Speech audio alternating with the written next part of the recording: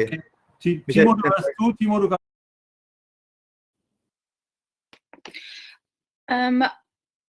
Rainer, are we having a moderator introduction? I will wait for that.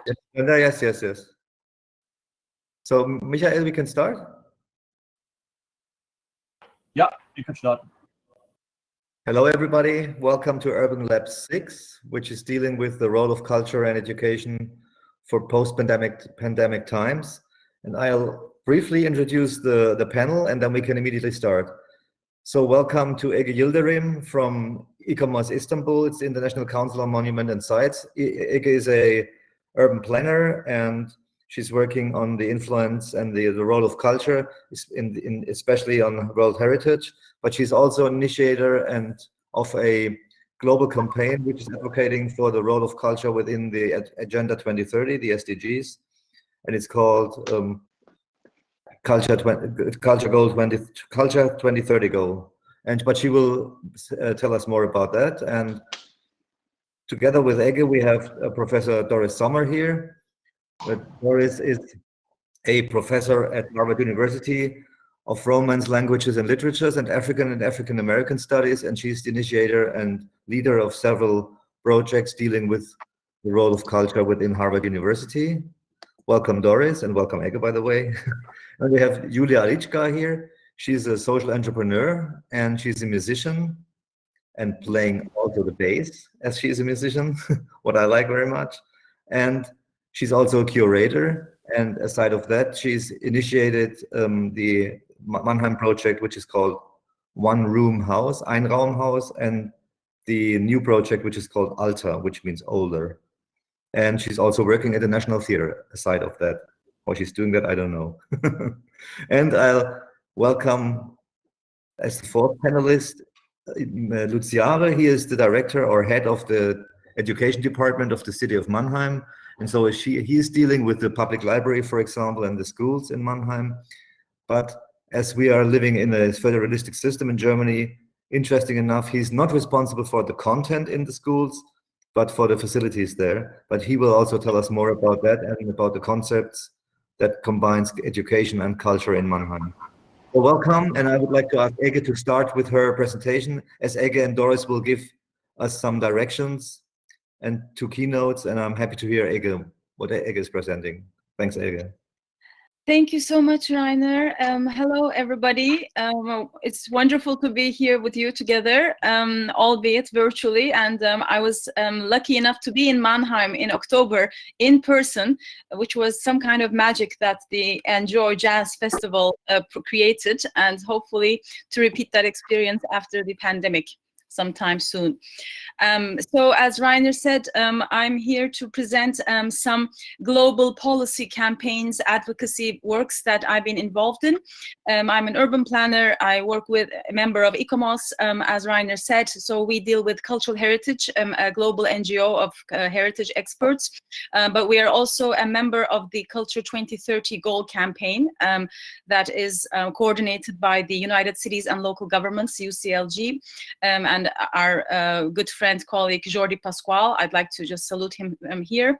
But a lot of our culture and urban talks brought me together to meet Rainer, and also we have had a lot of UN Habitat platforms to discuss culture. So the urban and the local aspect of this is key, of course. So without further ado, I will move to some of the things I'd like to show you. So you will see that our urban lab is named Spieltrieb, play drive. So a playful approach that we decided on together as the panelists recently. And the policy aspect that I will present seems to be the opposite, the other end of things, but it's important to bring it, stretch it into the playground, into where we actually act and real colorful life happens. So whatever I say, I'm hoping that it is let's say received with that perspective of action, how this can be taken into real action. So to frame the concepts that we work with, we're dealing with both human crises at the same time and planetary crises. And the pandemic is actually at the intersection of this. And all the kinds of challenges, problems we have in the world today, you know, from inequality and mistrust to conflict, actively overconsumption, biodiversity loss, cultural diversity loss, of course, the biggest one of all, climate change, and health crises like the pandemics. These are all interrelated crises, and the solution has to be interrelated as well. And culture is a kind of glue or connector that helps them come together in a way. It's a very powerful policy and advocacy tool. So this global agenda for sustainability, you will have heard of the 5 Ps: people, planet, prosperity, peace, partnerships. These are important keywords for us also to frame the discussion. And it seems that whatever we do as cultural heritage or culture experts, it's a two-way communication, a conversation and advocacy that should result in one integrated policy framework that we're working with. We're looking at ourselves, we are the audience, and we speak to the other audiences of development, and we have to mutually reinforce and persuade or inspire each other, let's say. So moving on to the next slide. I want to talk a little bit about the campaign again, which started before the adoption of the Sustainable Development Goals in 2015. It was called The Future We Want Includes Culture. And the goal was to have a very big policy heading for culture in the sustainable development debate, a culture goal. It didn't happen, so we are still advocating. There are small wins, but you know, our road is long, and the campaign continues. Now it is the Culture 2030 goal campaign. There have been various major reports, communiques, virtual events recently, advocating the fact that culture should be a 4th social, economic, environmental pillars or dimensions, so to speak. So one of the recent reports that we produced within the campaign is the report Culture and the Implementation of the 2030 Agenda, looking at how after the adoption of the SDGs, every year in the progress review meeting called the High Level Political Forum, how culture was actually present in reporting. What did countries say about culture? How did they even think of culture when they were talking about development policies? So this report was analyzing 4 years worth of reports by national governments, and not only there, although the focus was on the VNRs, the national level, which is the UN level really, majorly, it was also looking at other stakeholders and especially the local level, which is becoming more and more important. One of the spirits, the spirit of the SDGs and sustainability being silo breaking and a holistic view, the nation states have to take into consideration what other actors, especially the local actors, are saying. Increasingly, this is obvious. So these were the studies of this report with some recommendations at the end, and I'd like to share some of the key findings and interesting discoveries that we had in this exercise. And it seemed that many national reports, governments were actually thinking about culture implicitly. I know that Doris will really love this idea of culture being there unspoken but illustrated without knowing, in pictures, graphics, in the daily lives of societies and communities. And some countries, like the small island developing state of Vanuatu, they put culture as their #1 SDG. They made their own SDG framework, and they put culture as #1. So that was a very interesting exemplary national approach to things. We also looked at the same thing happening with the VLRs, very good, very cultural-minded local reviews from local governments. So this VLR movement is now emerging next to the VNRs. But the picture isn't actually that rosy, as I was saying, because when we look at some quantitative data, very simple keyword analysis of the presence of culture and cultural terms and related terms in these reports. The reports are important because they're the language of the government, you know, how they speak to us. So the importance of how the reports mention this is key. Well, we look at how social, economic, environmental terms are used, and culture is only 5% out of this set of terms.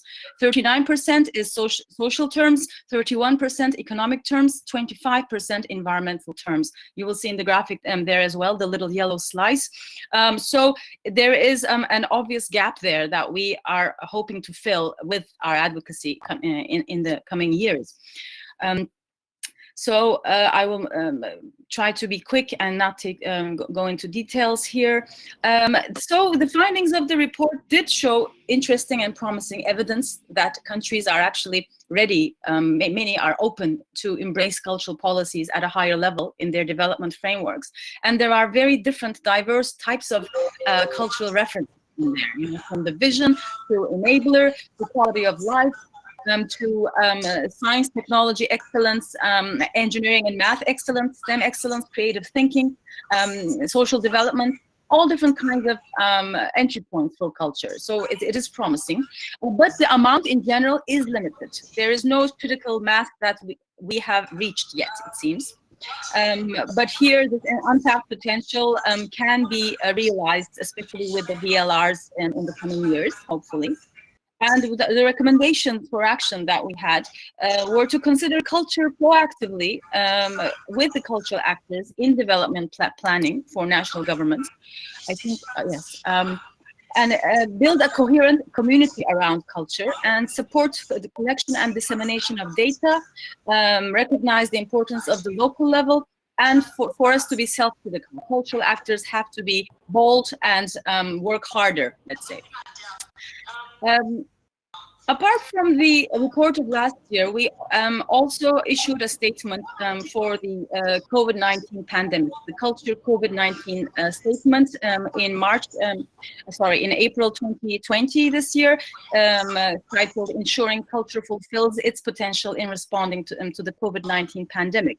And here we were calling all stakeholders to act to ensure that appropriate laws, regulations, funding, priorities were given to cultural actors and resources, because they are both vulnerable and valuable as resources. And this was brought into even sharperly, really, if you will remember how we experienced the pandemic months. And here, a small word on education as well, because our topic today is not only culture, but education.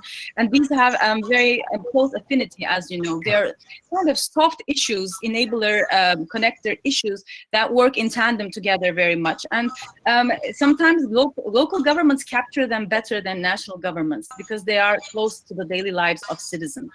I'd like to stress that here.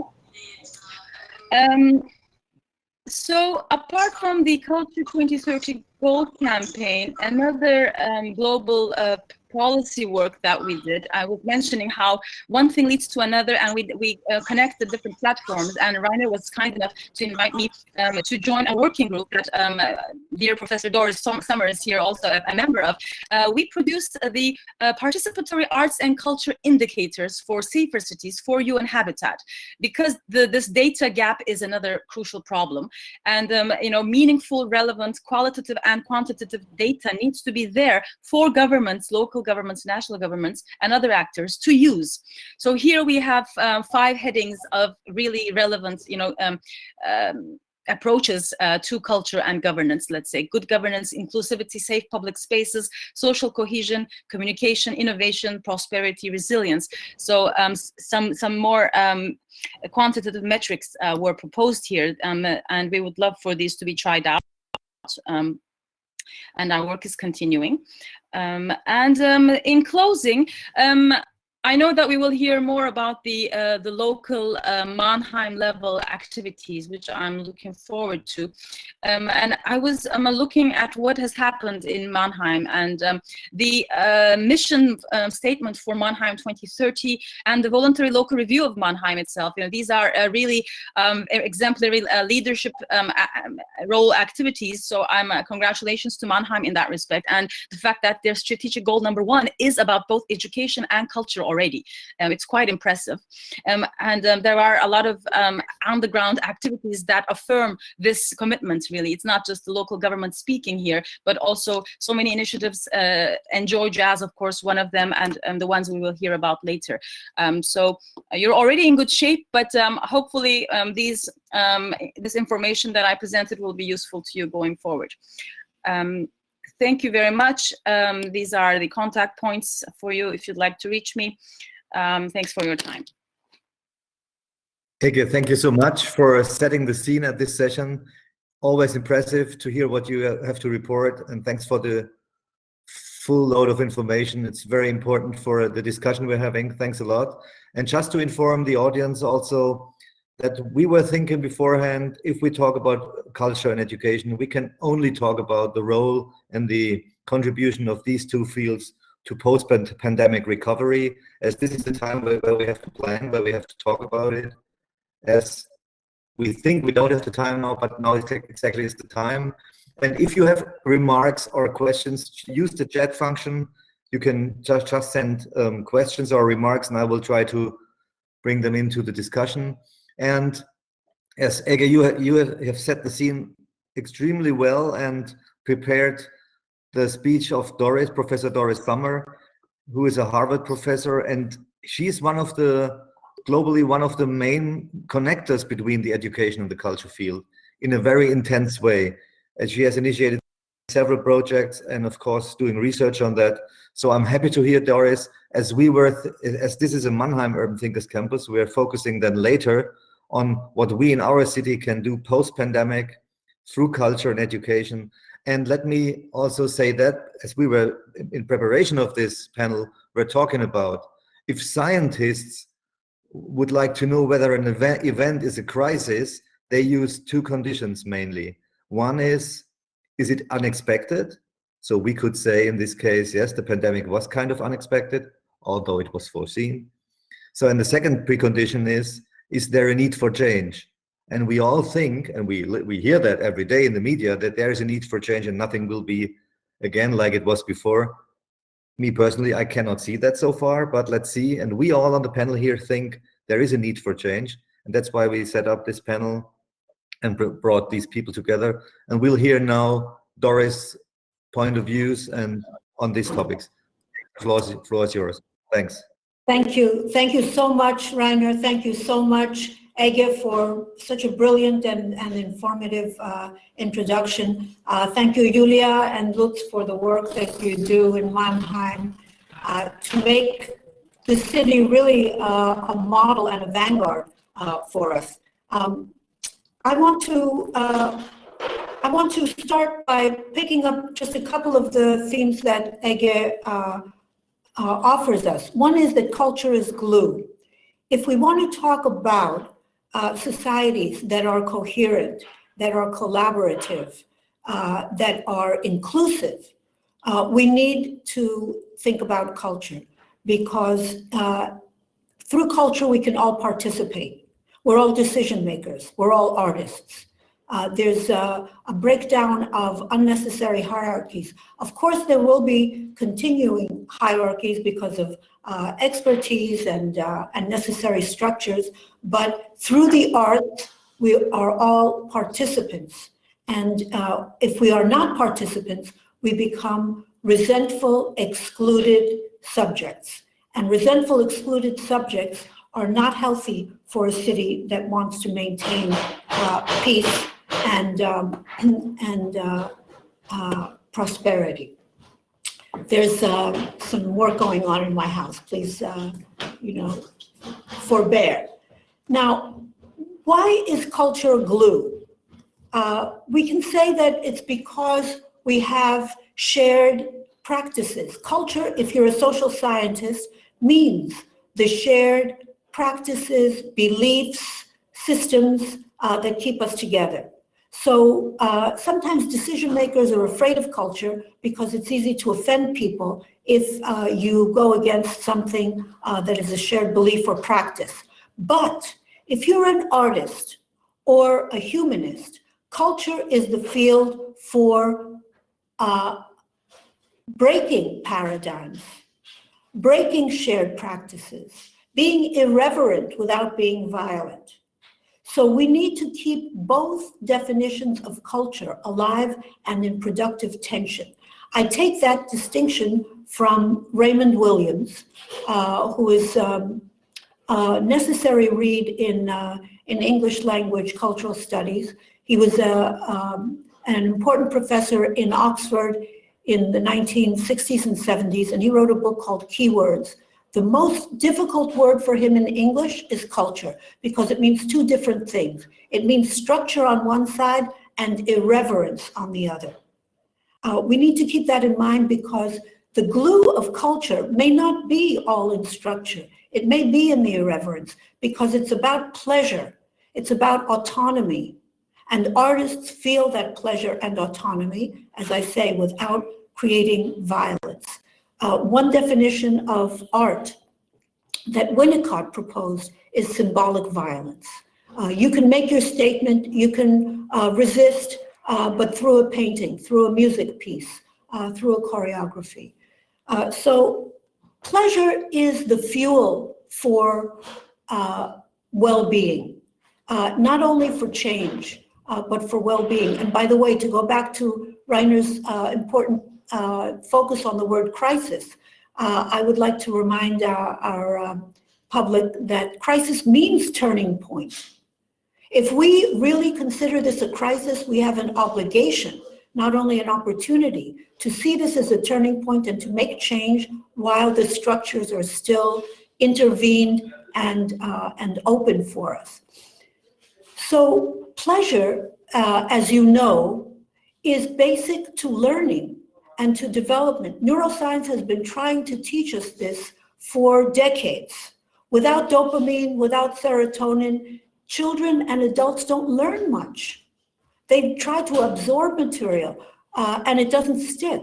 But with pleasure, it becomes integral and organic in the person who is making use of it, making art with it. I mentioned the etymology of crisis, but you may have forgotten the etymology for school. School in ancient Greek is schole. It's the same word in modern European languages. School, escuela, schule, scuola, école, it's all the same word. What does it mean in ancient Greek? It means leisure and the activities you can do in leisure. It's only the elite that had the leisure to do philosophy and music and sports and everything else. But with democratic education, we have an opportunity and an obligation to make that productive, engaging, pleasurable leisure universal. Without that, what do we face? As I say, we face resentful, excluded people who will destroy our cities and not build them.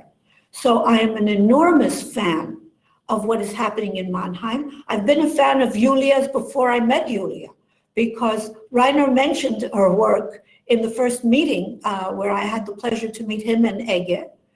And the idea of putting that one room laboratory, generator of arts and pleasures in a difficult neighborhood should be a model for everyone. It's low cost, high effective, because people who are engaged in art know that they make autonomous decisions. Artists are not victims. They are decision makers. It doesn't matter how small the decision is. They have a sense of efficacy and of the need to communicate and to collaborate, because art by itself doesn't make sense. It is a received work that elicits collaboration from the public. So I want to now focus in the brief minutes that I have with you now, and hope we'll have many more minutes in the future, on the connection between the arts and education. Because following from what I said, without pleasure, we don't educate. And the best way to produce pleasure in education is not to ask students, what books would you like to read? Because they don't like to read. And if they gave you an answer, it would be something so simple that it would be disappointing to the educator and maybe patronizing to other students. So we don't have a good first move by saying, what would you like to read? Many friendly teachers like to find out what students' interests are and bring youth literature. That's the wrong track. The better track is to say, here is something difficult. It's required reading. You have to read it. It's in poetry, it's in physics, it's in botany, but it's raw material for you to make an arts project. You have to read it, but it's yours to play with. We take it to the playground that Ege set up for us. We take it to the one-room house that Julia set up for us. And I hope we take it to the new library that Lutz is developing with us. Why not, in a makerspace, play with a difficult text and create models of cities, create architecture, create puppets, clothing, whatever. But use the text as raw material. And every artist knows how to interpret unfriendly material. And then you become the master or the mistress of that material, and you learn it like nobody. And when everyone in the makerspace, everyone in the classroom makes something creative from a difficult piece of material, everyone is interesting to everyone else. So the added value of that autonomy of an artist is great admiration for all the other artists. Look at what you made. It didn't occur to me. Look at what you made. I would never have thought of that. How wonderful. And then everyone in the group becomes a valued participant, and we have no exclusions, we have no racism, we have no gender violence when everyone is an artist. And that's why, as a working group the other day, we decided to revive the spirit of Schiller in Mannheim. How obvious is that? We all have a Spieltrieb, and we all become admirable participants in a new phase of history because we co-create it. And that's how I understand GLUE. That's how I think we should be able to sell the importance of arts and culture to decision makers. It's important for violence prevention. It's important for inclusion, for gender equity, for racial equity. And without the arts, it's very difficult to think beyond those paradigms, because those paradigms are part of our culture already, understood through social science. If we want to preserve our culture only and not intervene in it, we preserve and sustain all of the unhealthy structures that have trapped us.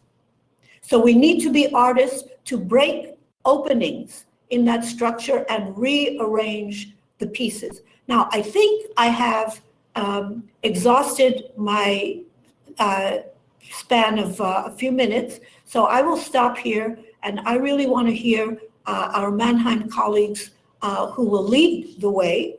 But if people are interested in this proposal of using required material in school, and some schools will have material that is archaic and even racist and sexist. Those battles about curriculum in the United States go on, and they're ugly. They're ugly. But if we teach a child to see a racist or a sexist text and ask it a question and make art from it and turn it upside down and change who the protagonist is and change the dialogue, that student is no longer a victim of the text, but has conquered it, taken revenge upon it to open up a new way forward. Okay? So training our students as artists is the way forward, and training our teachers as facilitators for art making, whether or not they're good artists. They can invite good artists. But facilitators, the language of leadership today in business, in government, is facilitation. Get everyone in the group to do their best, and then we will all progress. So I will stop here, but invite everyone. Rainer, if you could write in pretext.org I'm not sure if the public chat, or I can write it in. If you see our website, please get inspired and in touch with us. We have a lot of work to do, and it excites me very much. Thank you again. Dear Doris, thank you so much for this highly valuable input and impulse. It's incredible. And always, we're talking quite often, and always when I talk to you, I would immediately like to stand up and realize something that we were just talking about. I guess we have all the same feeling here, and the participants, I'm sure. It's fantastic that you took over the ground that was set, or that you were walking on the ground that was set up by Ege, and brought it to the connection with culture and education, and very practical examples. Thank you so much, Doris, and again, thank you so much, Ege, to bring the outer space view to Mannheim, and it's fantastic that you're here. And this brings me automatically and directly, and you mentioned it and quoted it many times, Doris, to Julia Lichka, who is, as I said, a social entrepreneur and a curator and a musician. And aside of that, she's also working. So she has many full-time jobs, I guess. And I would like to hear how that sounds, what she just heard, when she looks at her own work. And maybe you can also tell us and describe precisely for a minute, Julia, what your work exactly is, and how you found the idea, how you got the idea to do that, and what exactly your goals are here in Mannheim. Thank you, Julia. Yeah. First of all, thank you, Doris. It was so inspiring listening to you. It is very simple. We are doing exactly what you proposed with our project. Our project called Alta. Let me explain first what we're doing there. It's a public space in the heart of Mannheim, exactly in the frontier between the center of the city and the quarter called Neckarstadt West, which is a little bit problematic place. 3 years ago, this public space, which is now Alta, was empty. Was like a park place. Yeah, there were only darkness and cars there, and it was a little bit difficult and dangerous for a woman to go there. This is also the frontier to the river, to the Neckar, so which is highly frequented also, but it was a little bit problematic. We had a lot of use of drugs and drug sale, and yeah.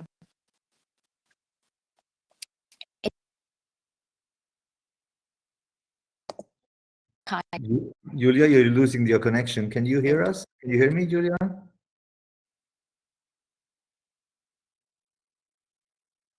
Julia, you're frozen. Maybe we'll wait a second. I guess, Julia, if you can hear us, I guess you have to reconnect. It's you lost the connection. So maybe we can take the time and ask Lutz, who is the head of the education department of the city of Mannheim, and as I said in the beginning, is not in favor of the content of the schools, but of course is also doing content-related work in the city of Mannheim, which is taking place at the public library, for example, but also at schools. And as I know, he is already connecting also culture and education. I mean, how can you not do that? But of course, you have to have good concepts. And let's tell us, please, about your point of view and about the concepts you realize in Mannheim and what you can see post-pandemic, what was learned during the pandemic, what we have seen is not going very well, and that we can change after this situation we're having. Let's go ahead. You have to unmute yourself. Thank you very much, Rainer. And if Julia comes back, I will stop and she can continue. Thanks a lot for the presentations. I smiled a bit about your definition of school, which was very sympathetic, Doris. And I reminded when Ege told about the SDGs, I wondered in our discussion here in Mannheim where to find the culture. That was a permanent question in the discussion, and so you dissolved it a bit, and it was a good explanation. I'm happy to be here, as education is the little sister of culture, so it's a part of it, more or less. And as Rainer said, we are not making the content. That's in Germany the Land. They pay the teacher, they make the curricula, but we depend on the quality of school, and we hope we can shape the quality of school. It's important for us, for instance, in terms of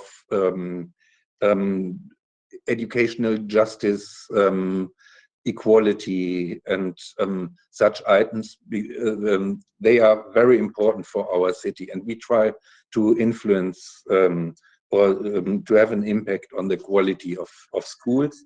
In Mannheim, there's about 90 schools with 38,000 students.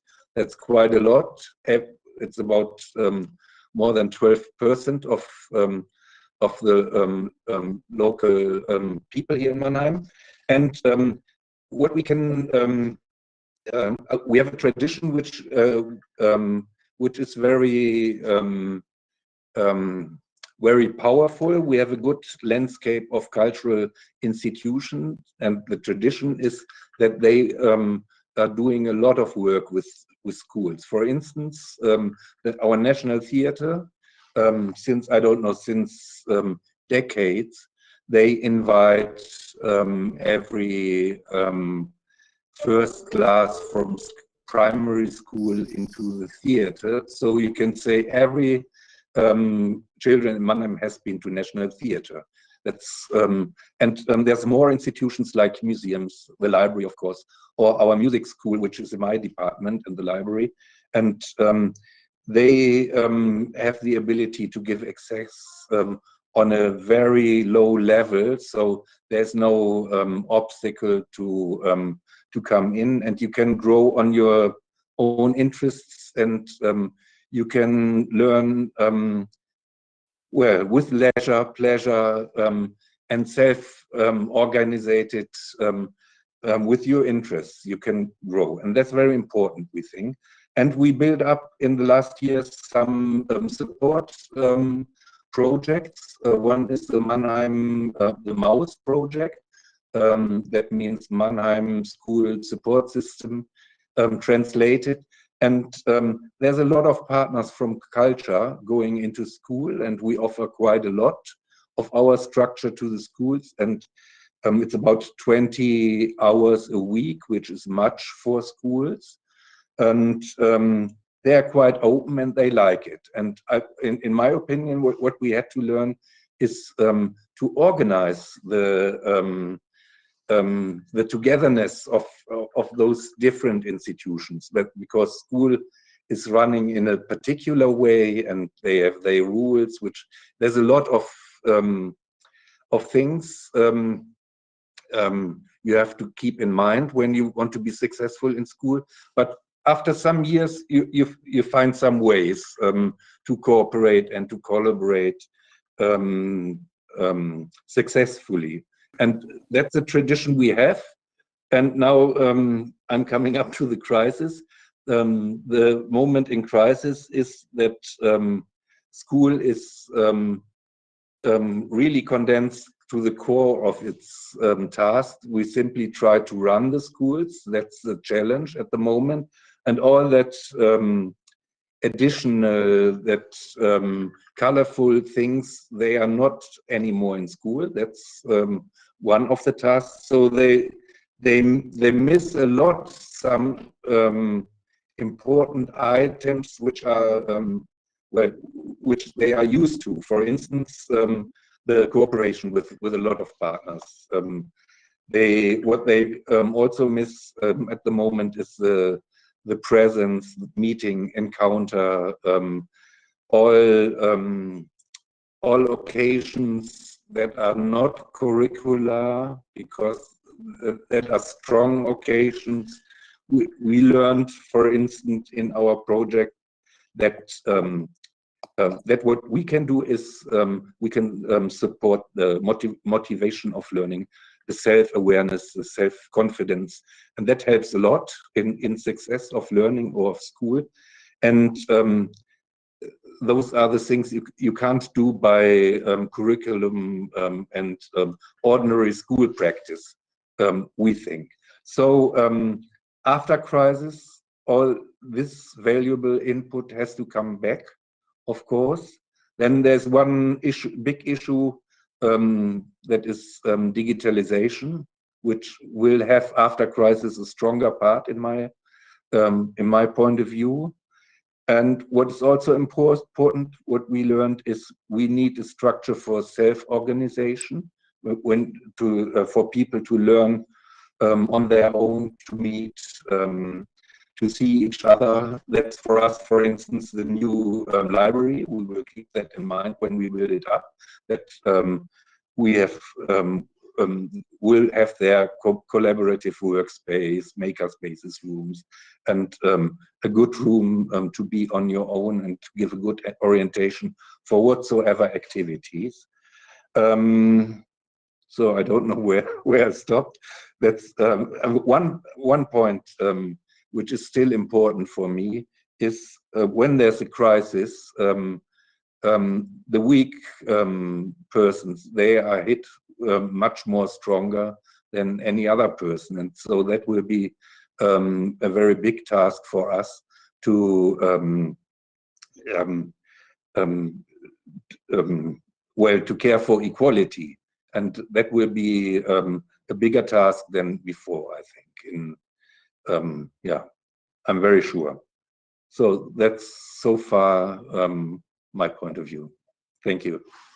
Thank you so much. I think that gave us a good picture about the situation in the field of education, but also the innovative parts of the connection to culture here in the city of Mannheim. And Julia is back on our panel, and we heard from you, Julia, that the beginning of the idea when you started. And by the way, as you described the beginning of your project, you could also say it was a crisis intervention. So you're a crisis management expert. So tell us, continue with your explanation, Julia. Floor yours. Yeah. Okay. First of all, I'm sorry that I'm such a disaster with technical stuff. Yeah, we founded then a non-profit association, which is called POW. That means a sudden loud noise or an explosion. Yes. And this also stands a little bit for the title of our panel, which is Spieltrieb. This POW is the drive of 5 people who wanted to change something. So who wanted to use this little crisis, as you said, Rainer, to change something. It is something small, but it stands really for every point that Doris just meant. So Alta is a public space. It's a meeting point. Everybody can go there. Everybody can stay and release there. It stands for inclusion, and it's very sustainable. So we're working there with a no waste concept. We don't use any plastic at all. We're building and doing everything by ourselves. It's everything do-it-yourself stuff. We have created a place for sports, like a basketball place, different tables to play ping pong. We have also several places for the skaters, because Mannheim has a really big skater community. We have a pump track, we have a half pipe. We have also a little kiosk where you can borrow sport instruments, but also music instruments. We have a small bar, and we have a small stage where we are organizing concerts. We are having collaborations with the National Theatre and showing theaters. But also we are offering a lot of workshops. Since 2 years, it started just by the music, so I had the feeling that it's such a wonderful feeling to make music together. So it started with a couple of friends of mine. We're doing music together there, and then the musicians started to do some workshops, so it became bigger and bigger. We have now also workshops in art. You can create also your own colors from plants. You can do your own art. Then we have also a dance workshop. We have now a hula hoop workshop. We are also offering workshops about how to live waste-free, without how to live and create everything by yourself.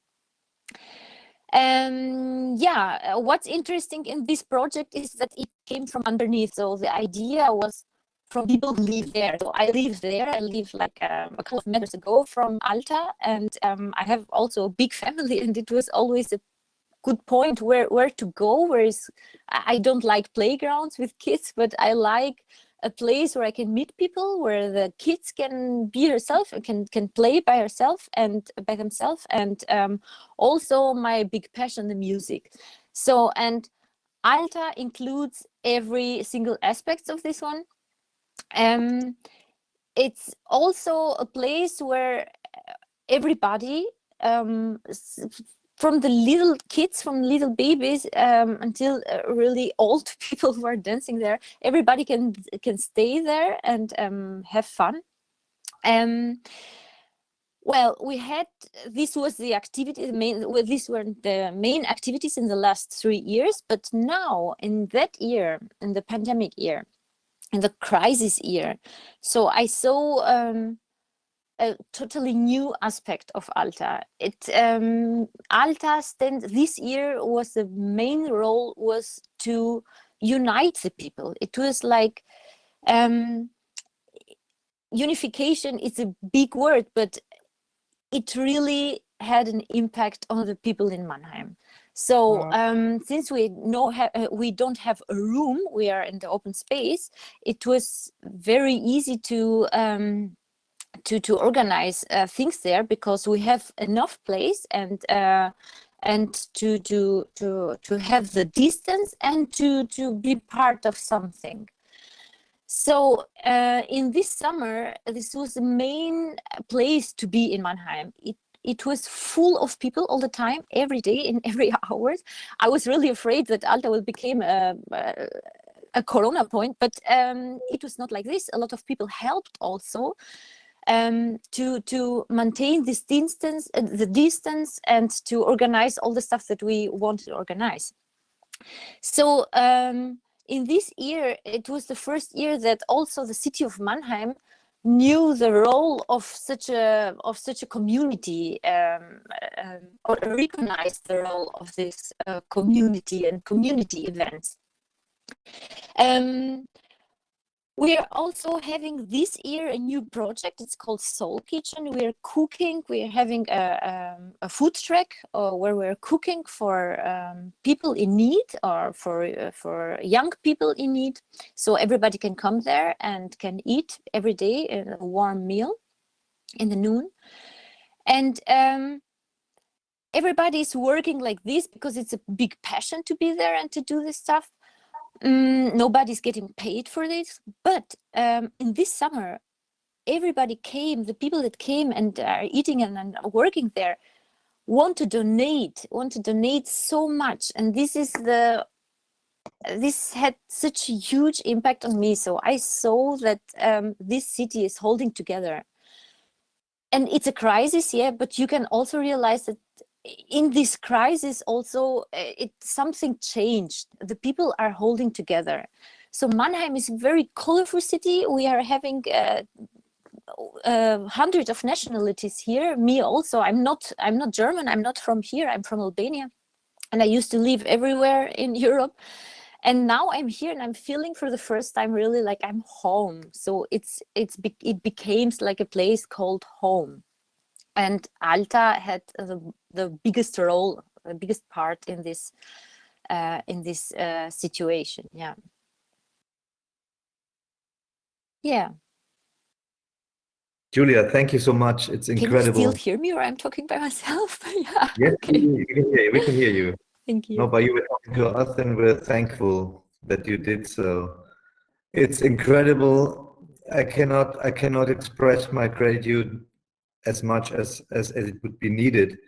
Doris knows how much I adore this project and your work you're doing with your fellow partners. It's really incredible. And what you said, and we had that when we talked before the panel, and as Ege was setting the scene and setting the frame we're talking in, the Agenda 2030, the UN Agenda 2030, which is also known as the Sustainable Development Goals. And we are working on that in Mannheim for many years through Urban Thinkers Campus activities, but also other activities.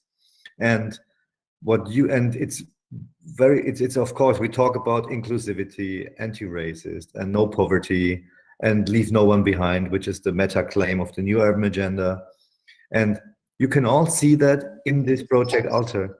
And that's very interesting, as this is a private initiative in the very heart of Mannheim, in an area where we had some problems, we can say. And it's very, very impressive always. Although I know the project, I could really, I could listen and look at this project for hours. It's fantastic work you do, Julia. Thanks a lot for that, and thanks for showing us and sharing your ideas and your inner views. Thank you. Can I? Yes, you can add, of course, Julia. Sorry. Can I also say one last thing about it? Yeah. I'm really proud of the city of Mannheim because it was such a big support. I don't know any other city where you can have this opportunity to have such a good place in public space, yeah, and to realize your ideas. I used to live, like I said, in Italy and in France also, and I studied in Heidelberg, and everywhere I had my projects and my concerts, but to collaborate with the city, with the operator of the city, it was really difficult everywhere. And this is the first time that I have the feeling that there is always an open ear here in the city of Mannheim. So you can come with your ideas, and it's always, the people are always open to listen to them. And then also we had this big opportunity to become this place and to take it, to transform it. Everything would be not possible if it were not because of the city of Mannheim, which was really very open for it. That's very good to hear, Julia. And I can see that with many projects in Mannheim, what you just said, that there's an initiative, but then there's another level which is not higher or lower level, but just another level that sees the possibilities and the options that the initiative brings and then joins the initiative. The same thing happened with the Oriental Music Academy, which is the second incredible, one of the other incredible examples. And for me, the second one or the first one, it's no ranking, you know what I mean? So, and there was an initiative like Alter, and then it was seen by the municipality. And I think that's one of the inclusive things. And if we take it serious, inclusivity, then it has to be like that. And it's good to hear from you that you had good experience with that. So I guess we can open the panel discussion and invite all participants, listeners here, to join us by sending, by raise your hand, or just tell us in the public chat that you would like to say something, or you can raise a question whatsoever. I follow the private chat, and I'll try to bring the points in you're mentioning there, or you're posting. But you can also just leave a note that you would like to say something. You're invited, of course. And Doris, you're raising your hand. Yes, thank you. Thank you. I too am excited by what I hear from Lutz and from Julia. And one thing that I think we can put on a collective agenda, that's why I want to raise it and hear your opinion, is a project to write cases for culture. This is something that my initiative and NGO, Cultural Agents, is launching. It's a genre of essay that's familiar to business schools, to law schools, to public health organizations. Lutz is saying maybe in education too. We need to have a short form of 20 pages, 25 max, that gives account of a process, a challenge, and sometimes speculations for intervention. And among those 20 or 25 pages are statistics, charts, something that decision makers can read easily and make sense of. Sometimes we humanists and artists either don't write, don't count, or we write in in a code that's meant for our colleagues, not public-facing code. But we need cases like the one that you've been doing, Julia, like the one that Lutz is doing in the libraries, to show the effects of inclusion, of violence prevention, of gender equity, and to make it very obvious through numbers. Because, you know, you come from Albania, you know the case of Edi Rama. I know the case of Antanas Mokus in Bogota, Colombia. He inherited as mayor the worst city in the Americas, maybe in the world, in 1995. And when, Rainer knows this case already, when he asked his Secretary of Culture for some idea to give the citizens of Bogota a sense that change was possible, because it belonged to the drug lords. It was corrupt, chaotic. The Secretary of Culture thought for a month and then came back and said, boss, there's nothing to be done here. It's time to bring out the clowns. And Mockus, who's from a Lithuanian family, said to his secretary, instead of taking it as an offense, he took it as an artist and said, let's try it. And he fired 20 corrupt police officers from the center of the city, traffic cops, and put 20 pantomime artists in their place. They had no authority, but they made people laugh at infractors. And that effect changed the city. It broke the ice. It showed that people can change, that they respond to peer pressure and not to law. But all of a sudden, the traffic lights, the crosswalks became props for public theater. And in 1 year, he reduced traffic deaths by half. And the next year, he went after drug traffickers. Among the two administrations, the homicide rate reduced by 70%, 70, and taxes paid increased threefold, 300%, because people wanted to invest in the city again. So I wouldn't be so impressed if I didn't see those numbers. And I'm a humanist, I'm allergic to numbers, but I know they work. So let's think, Julia, Lutz, Rainer, Ege, all of us, of writing cases for culture. Pierluigi Sacco, whom some of you know already, and I will be launching a journal. Let's prepare Mannheim as the lead case for generating these statistical descriptions of what culture does, what arts and culture do, because otherwise decision makers continue to think it's decorative and not structural. I think, Lutz, we can take this initiative from Doris and this advice. We take it serious, and maybe you and Sabine Scherer, who is head of the culture department, and I can facilitate, of course. We can work on that and bring the Mannheim cases to these cultural cases that Pierluigi Sacco, a colleague of Doris, and Doris herself will publish them. We'll do that, Doris. Thanks. So that's one of the first goals we have from this panel. Fantastic. That's great. And I'm asking, Ege, can you hear us still? Are you here? Are you with us? And Julia, are you with us? Yeah. And Ege, you too? Yes, So, yes, I'm here. You're here. Okay, fine, fine. I thought we lost you. So, and I would like to know also, as we are having and again, if you use the participants, you can use the public chat and you can bring in your points. You can also raise your hand and ask questions, of course. We can bring your voice heard here. We can make your voice heard. So please feel free, if you have an impulse or an idea or whatsoever, request or remark or critic also, just tell us. And I would like to know, as we are building up this new library, Lutz, why did we need a new library? It's quite interesting because all the city is changing. The complete function of the inner city is, that's also an effect of the crisis, is changing. And I think it's a very good time to think about how should a library be. And we learned that in a city center, there's not much places to uncommercial places where you can meet, where you can go.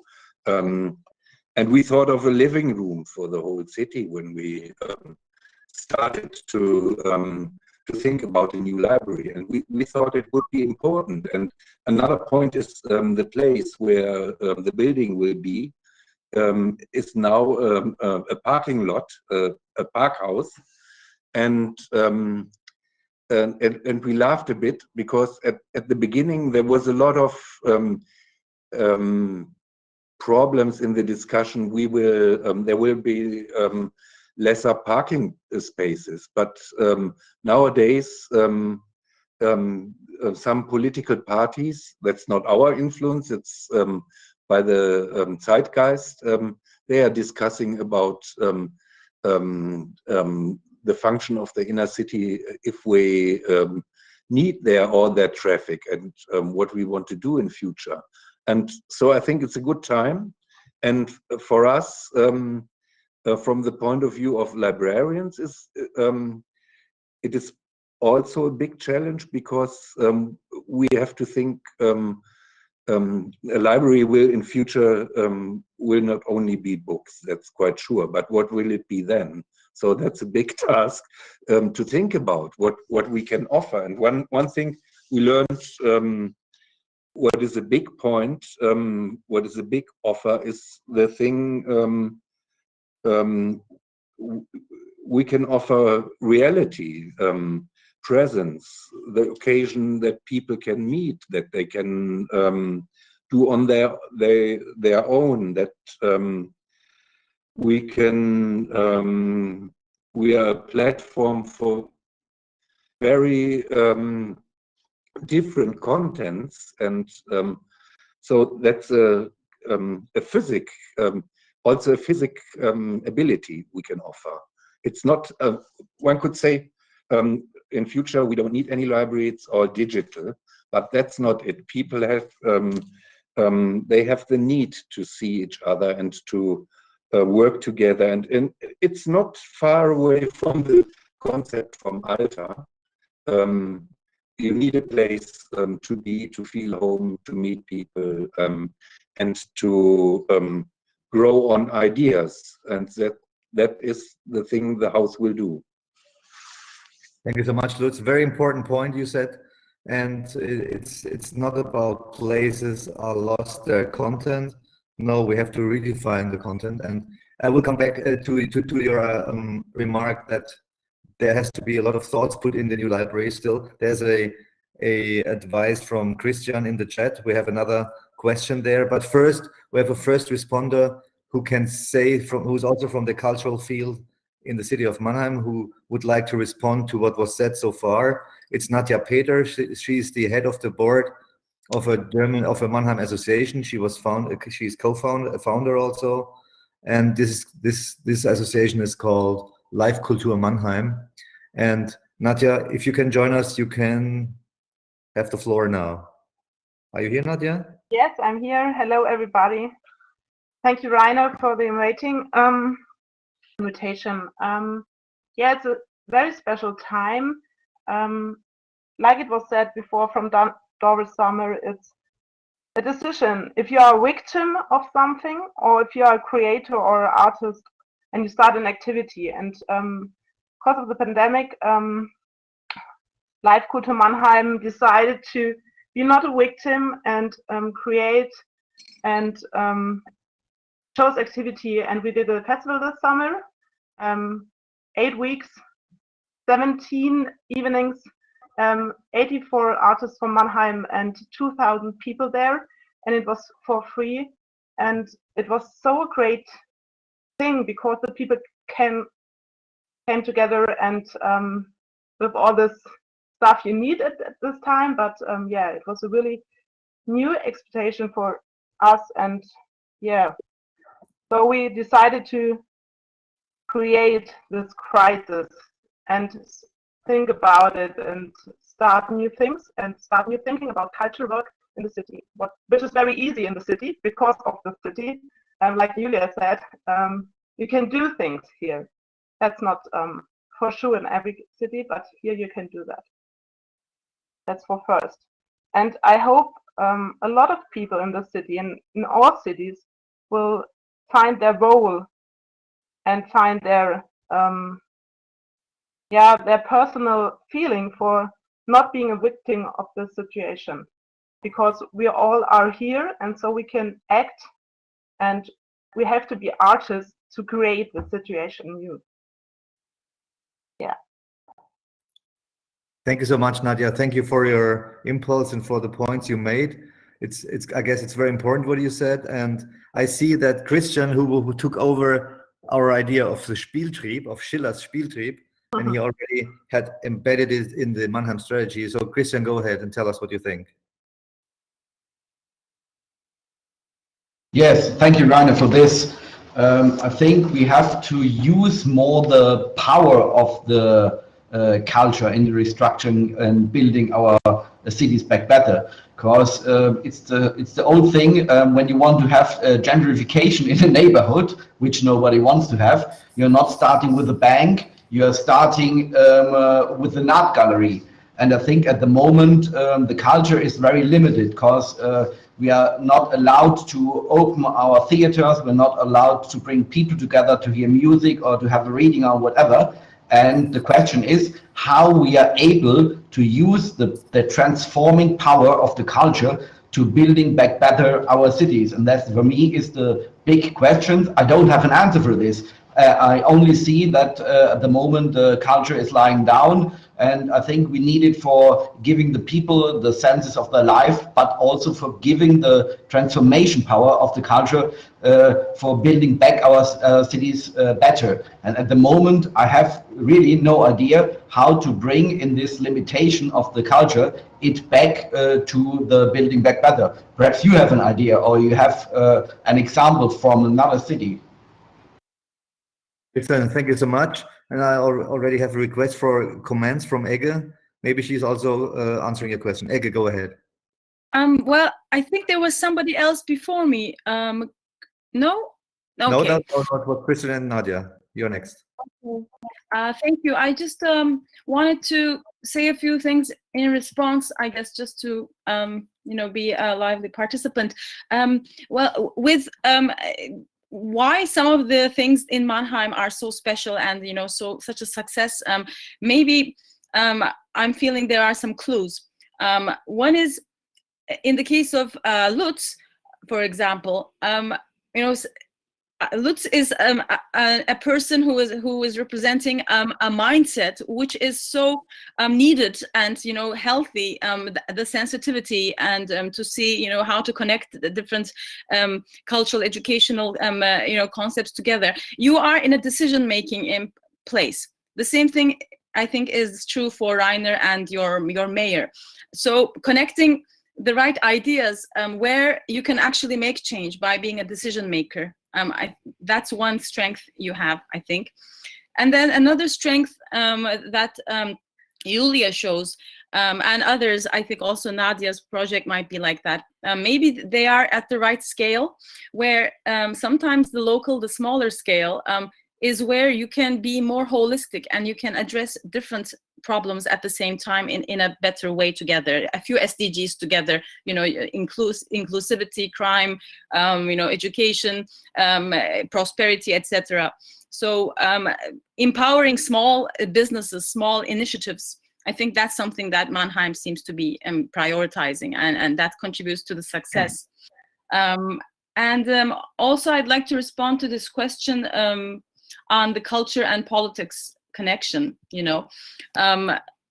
Yes, culture is actually a good and a bad, a dangerous force as well. You can do And we, in the cultural heritage field, we feel this sometimes with problems of, for example, gender equality. And how do you explain cultural heritage traditions that are not gender equality friendly? You know, how you have to change, you have to be open and open to evolving and flexible to your time, to be adaptive to contemporary needs. So culture is definitely in flux, and you know, it's not enough by itself. You know, it depends what you do with it, and that's why everybody. I mean, the more people understand the importance of culture and grab it and use it, you know, in positive ways, the more that it can be protected from these dangerous kind of ends, I think. So it's up to us to actually own it and activate it in a positive way. It's not a given that culture is ready and it's going to be great, you know. So it's a matter of us interacting with it. Yeah, those are some things I wanted to say. Thank you. Again, important connections you made again between the different things that were said here. I guess it's very important. And coming back to the point of culture and politics, which was raised by Jana in the chat, who first acknowledged very much and appreciated, Doris, your quote, "Artist is not a victim, but great influences."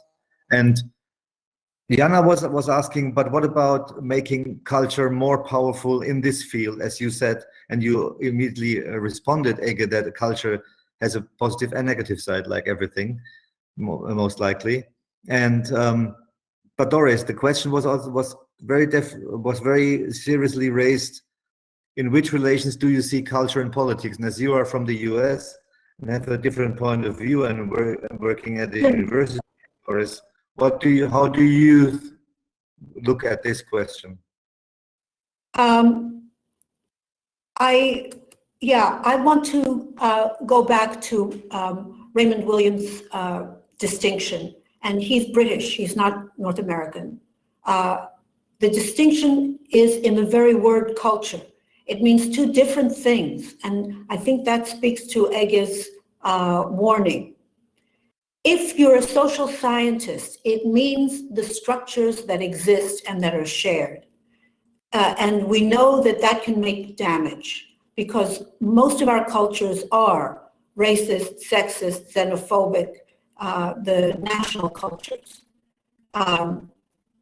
Culture as a social scientist means shared beliefs and practices.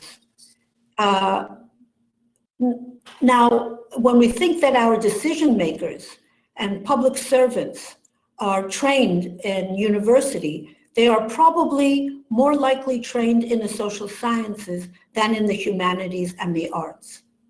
Because if you come from the humanities and the arts, culture means the playground. Culture means irreverence. Show me a paradigm and I will turn it against itself.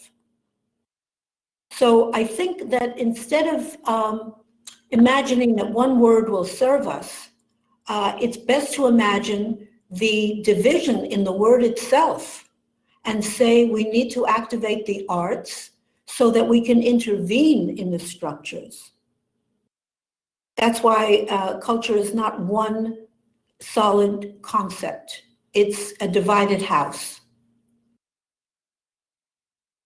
Thank you, Doris. Thanks a lot. I guess this gave a new point of view to Jana's question. And Nadia requested to answer to what Christian said. Go ahead, Nadia. Yes. Hello, Christian. I think what we can do now in our city is, I'm thinking like a mother because I'm one of a 13-year-old boy, and he's sitting in front of his computer at the beginning of the pandemic time, and now he switched back to school, but I think nothing changed really.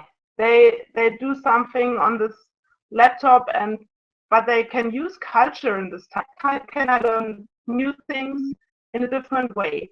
And we can bring artists in this way in the school and connect it to the pupils there, and they can learn, how Doris said, to see things in a different way and to use what they learned and to use what they have with them without learning, just with being.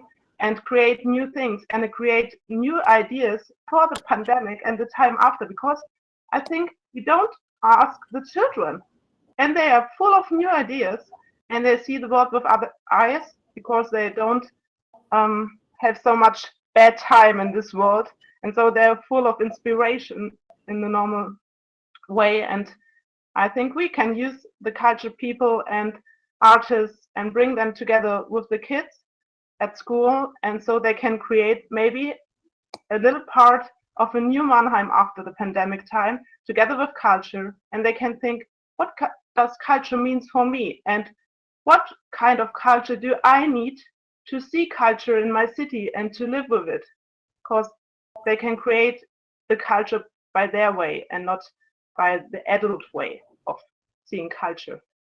That's what I want to say. That's an idea. Thanks a lot, Nadia. I guess that combines pretty much with what was mentioned here and there. And I would like to enforce us for a last round on the panel, and with the participants, of course, everyone who said already something or who wants to say something. So because I can see a huge overlap in all the things we said in this word you were using, Doris, makerspace. So the public library will be a new makerspace in Mannheim. Julia created a makerspace, and more or less that's what you also said right now, Nadia. And the advice or the idea Christian mentioned in the chat as a key finding from this crisis, that we can change fast, like from the face-to-face meeting to digital meetings, and he mentioned some other examples. But you also mentioned that we should use the Spieltrieb, Christian, and also what Egge mentioned and what Egge knows from her heritage work. So let's talk about makerspace. Doris, maybe you can set the scene about that, because that's one of the key words that is used in discussions for many years now. And very rarely, from my point of view, I can see it made in a holistic way. So maybe I would like to hear in the last round on this panel how this could be taken as one key concept for change after the pandemic situation. Doris, go ahead. Okay, thank you so much, and thank you to everyone. And what I'm taking away also is that Mannheim as a city is a makerspace. Julia saw that she could make it into home. Christian knows that there's possibilities, and he doesn't have his mind made up about what to do. The openness towards the future and towards possibilities was so audible in your intervention, Christian. I mean, not coming with a proposal, but with the openness, demonstrated, I think, what Julia was talking about as the spirit of the city. So I would like to follow on what Nadia was saying about her 13-year-old son who's going back to school. Why not think of school as a makerspace? If every subject in school is an opportunity to make something new, in class, outside of class, to bring it in, but in school, as I said, is leisure and the opportunities to do interesting things. If we understood school as a makerspace in general, and here reminds us that the city has jurisdiction on the school space, not on curriculum. Well, that's fine. What about some spaces in the cafeteria or in the basement to turn that into maker spaces? Children don't have to leave school to make things. They can continue in the library, but their normal home for the formation, education in Romance languages is formation, could be a makerspace. And then Mannheim again is at the vanguard of good cultural policy as a response to the crisis. Thank you. Thank you, Doris. What do you think about this makerspace idea, Lutz, in terms of a public library and the school that Doris just mentioned?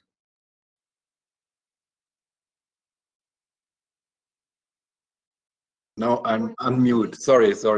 It's a great idea, and we once tried before when we were in the state of the application for the cultural city of Europe. We discussed about changing a complete school. That was a quite funny idea, and it made a lot of hope.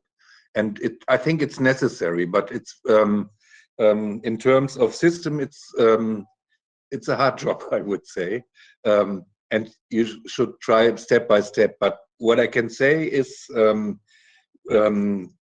we have one way by our institutions, the cultural institution, to influence school. For instance, just one example, our music school, which is run by the city and not in the system of schools, changed in the last 15 years. They now have double the times pupils who make music, and they make it by collaboration and cooperation, and they are visiting all that places where there are children who like to make music. And I think the Oriental Music Academy, that's the same. They go there where they are needed, and I think that's a good concept for change. And you can also see that people they like it, and the institutions are growing, and they have a quality, and that's very impressive to see such development. And for instance, for the library, we hope the same. The library system is all over the city, and even in the outskirts, most of the libraries are in schools, and so we build on that influence, and we try to foster it, and to make that's a kind of quality politics, and everyday trying.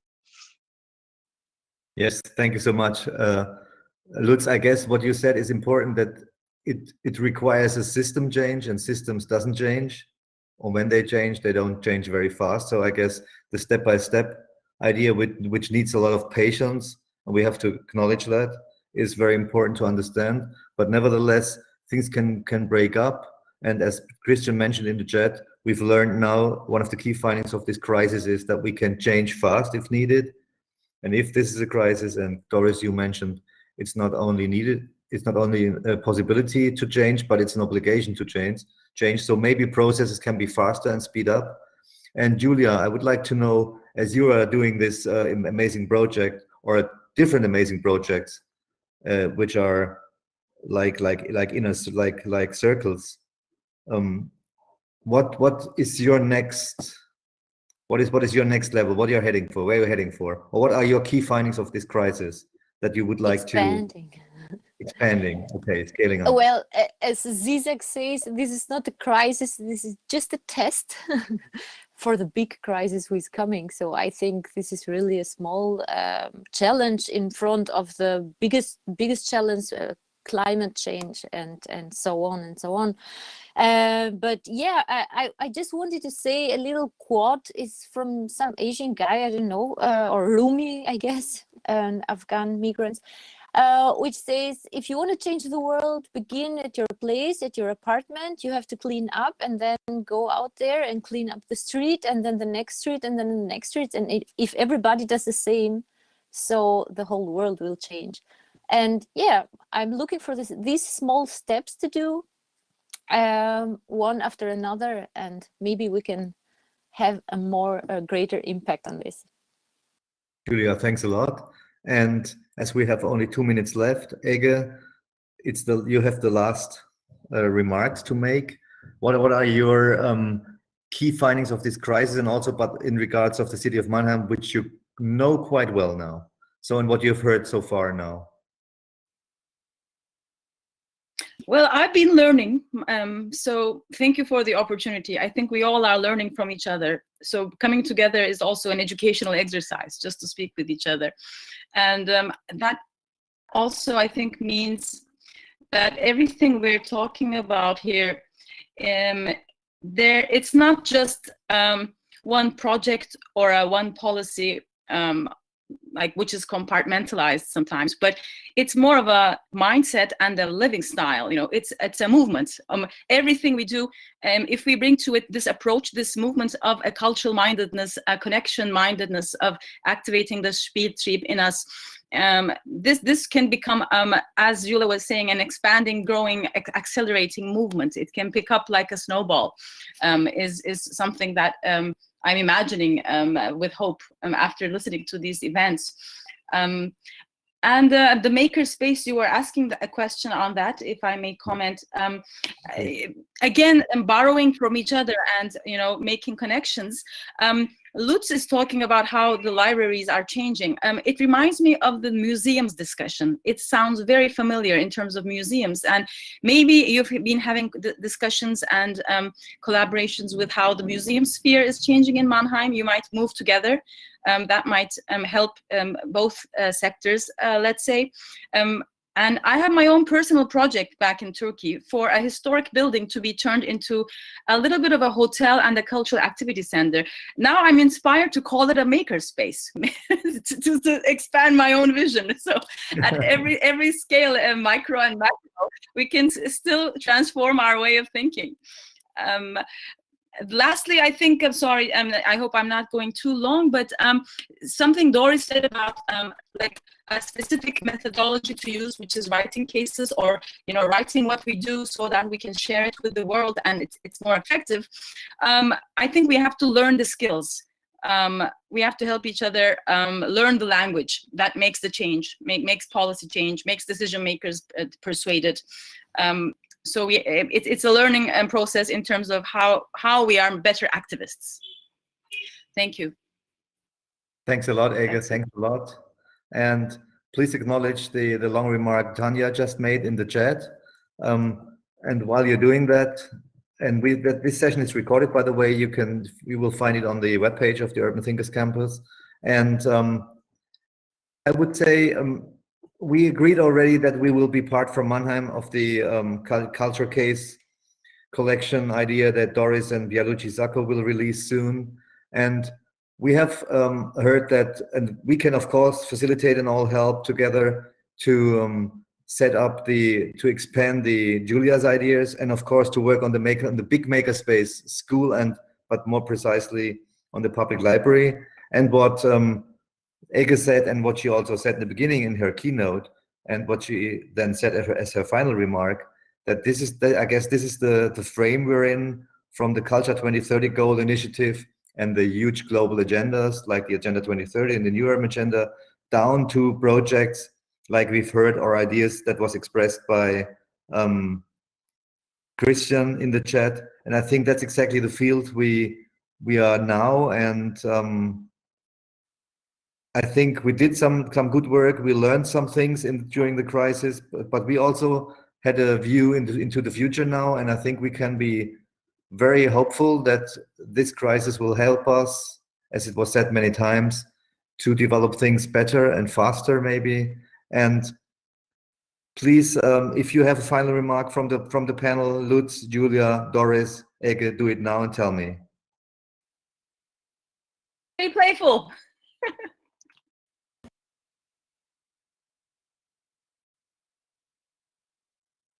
Yeah. Thank It was a you so pleasure much. to be with you. That's all I wanted to say. And again, Thank keep you. the last remark of Tanya in the chat, as she is bringing back to the table the importance of culture. That is also one of the key findings of the crisis. And not everyone is saying that, especially not every politician, but we know. So thanks a lot for everyone being here, and see you soon again. Follow the Urban Thinkers Campus, which is on till 5 o'clock this evening, and you can find all the results and the sessions later on the webpage. And of course, there will be a report also. So follow us, and we can also connect you to Ege, of course, and to Doris and Lutz and Julia, of course. So just give us a note, send us a note, and let's work on this cultural case. I guess that's very important to spread the news. So thanks a lot for being here, and enjoy the rest of the Urban Thinkers Campus. And of course, have a good weekend, stay well, and see you soon again. And stay confident. There's no reason why not. Goodbye. Thanks a lot. Goodbye, Ege. Goodbye, Doris. Goodbye, Lutz. Goodbye, Julia. Bye bye.